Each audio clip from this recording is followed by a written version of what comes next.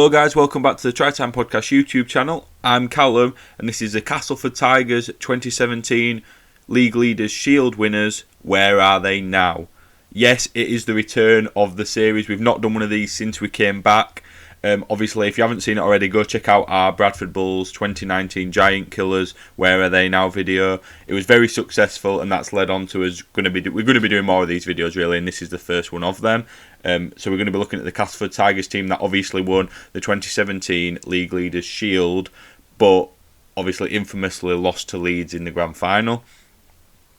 So firstly, we're going to go through the numbers 1 to 13, squad number wise, and then we're going to feature basically every player who played a decent amount for Cass in that year is going to be featured on this list. Essentially, we say the impact that they had on the season and where they currently are. So there's a lot to get through. Let's get straight into it. So first off, and probably the most controversial one, number 1, is obviously Zach Hardacre. He obviously infamously missed the grand final due to off-pitch issues, which realistically have never escaped Zach Hardacre, have they? Even up to recently, there's always a scandal or something. Throughout this season, though, in 2017, he was electric. He was so vital to what Cass did, and a lot of people put the reason that they lost the grand final down to him missing it, really. He is now at Lee after having stints at both Wigan and Leeds, post obviously the drugs ban that he got on the back of this whole controversy in 2017. So yeah, he's playing his rugby at Lee at the minute. Obviously there is still some off-field stuff, but yeah, he is at Lee. Then we're going to number 2, which was Greg Minikin, who really went under the radar due to how good Eden was on the other wing, but he did score 22 tries in this season, and Cass scored a lot of tries, I know, but that is still very impressive.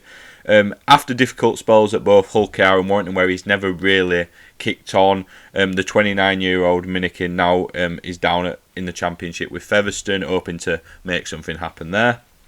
Then we'll move on to his centre, which was number 3, Jake Webster, who is the first and only player, I believe, to feature in both our Where Are They Now videos, as he was in the one with the Bulls. So yeah, he's a Castleford, and I'd argue he's a Super League legend, actually.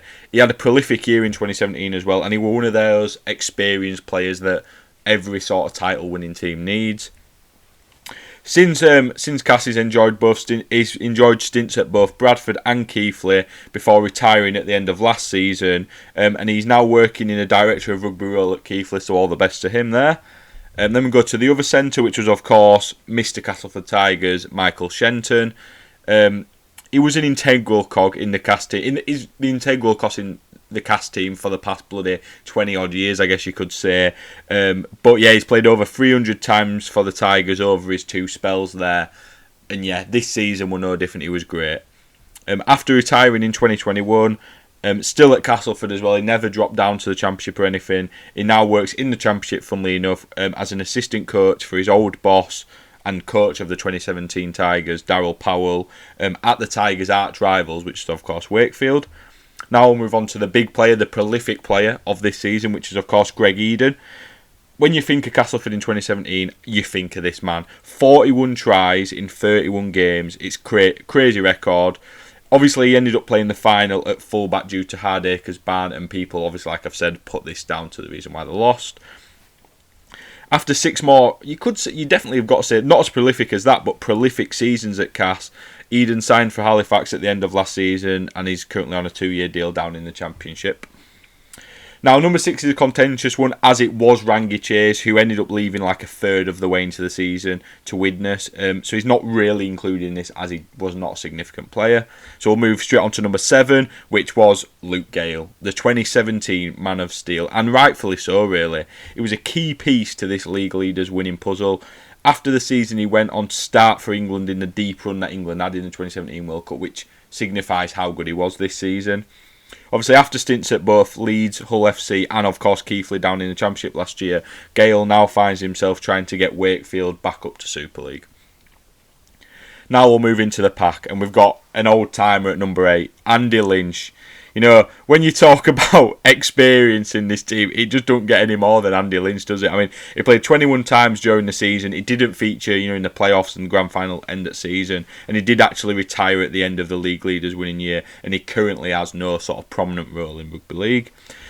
Next we'll move up to the number 9, which of course is still the number 9 at Castleford, Paul McShane. So he had an incredible season. in 2017. He was essentially the facilitator for everything that they did good. They played some great expansive rugby off the back of winning the ruck. They were so good at that, and McShane was such an integral part of that. Obviously, like I've said, he is still at Castle this day, and he even won the Man of Steel in 2020, and he's, is like a fine wine, you could say. Number 10, we've got Grant Millington, who I think is one of the most underrated props of all time in Super League. Like, he was amazing in 2017, even got a spot in the Dream Team, which tells you everything you need to know. Grant retired at Cass in 2021 and has now moved back over to his native Australia. So next up, we'll go into the second row. We've got number 11, Oliver Holmes, who didn't actually feature extensively throughout this year, but he did play in the grand final. He left Cass in 2021, and after a year at Warrington, he now finds himself at Lee, which, playing good rugby, with the injuries Lee have got them in it, he's getting some game time.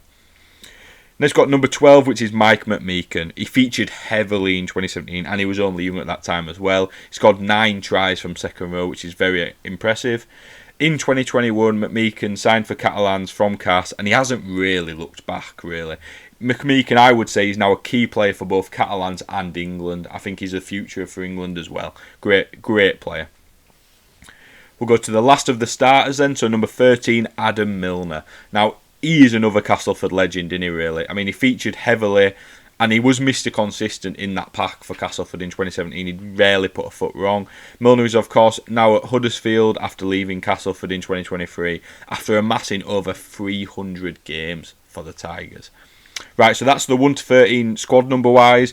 So now we're going to discuss all the other players. They were into the numbers way into the 30s, but not all of them played a lot of rugby, basically. Some played none, some played a couple of games, so we're not going to include them. But number 14 did play a lot, and that is Nathan Massey. Now, similar to Millington, actually, I think that he's very underrated, and he was an integral part of the Cass pack in 2017.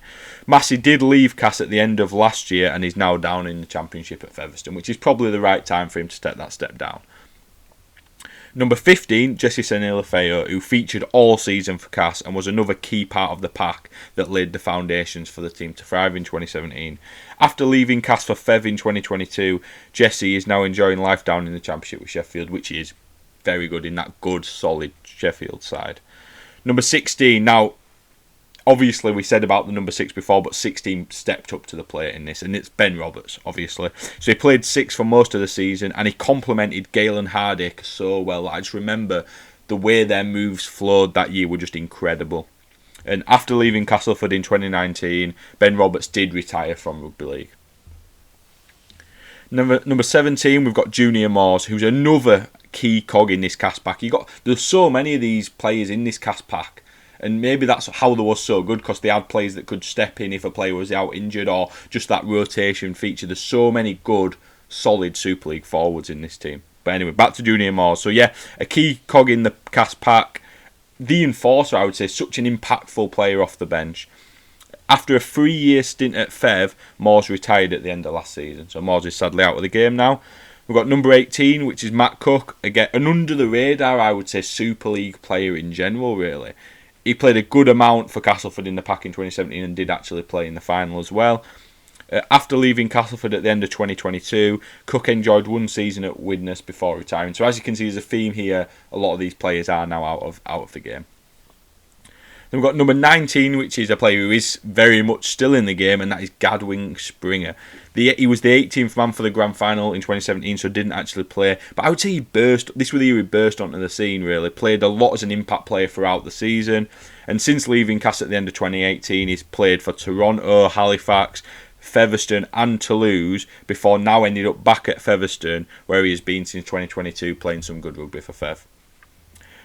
Now we'll go up to number 21, which is Joel Monaghan, who obviously a lot of you will know. He played 16 times for the Tigers in 2017, which obviously he's a bit part player there, but obviously that key experience that he had in the dressing room was obviously a big help for them. And after the 2017 season, Monaghan returned home to Australia, where he played at a low level before eventually retiring. Then we'll jump up to number 25 now, which is, of course, Jai Hitchcox, who rarely played throughout the season, actually, but we had to mention him because, obviously, he was Hardacre's replacement in the final. He played on the wing and he obviously went to fullback. And Jai left Castleford at the end of 2018, and after spending time at Bradford, Toulouse and Lee, he returned home and has since retired. And then we've got the last on this list, the last player who I would say featured heavily, and he's actually the try scorer in the grand final, and that is number 34, Alex Foster. So yeah, he was the only try scorer for Castleford in the grand final.